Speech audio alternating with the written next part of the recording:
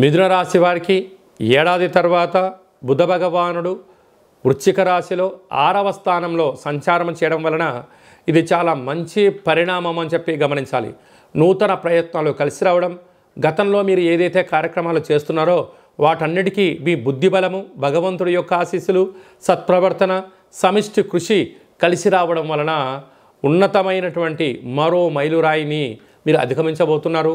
సభల యందు, సమావేశాల యందు పాల్గొనడం, అనేక రకాల ఆధ్యాత్మిక కార్యక్రమాల్లో పాల్గొనడం, మీకు మంచి బుద్ధివంతులు, జ్ఞానవంతులు, అదృష్టవంతులు, మీరు ప్రణాళికావంతులు అని చెప్పి అనేక మంది మిమ్మల్ని పొగడ్తలతో ముంచెచ్చే పరిస్థితి ఉంటుంది. కనుక అలాంటి దయచేసి పొగడ్తలు వచ్చినప్పుడు పొంగిపోవద్దు, ఏదైనా ఇబ్బంది వచ్చినప్పుడు కుంగిపోవద్దు. రెండింటి సమస్థితిలో చూసుకోండి.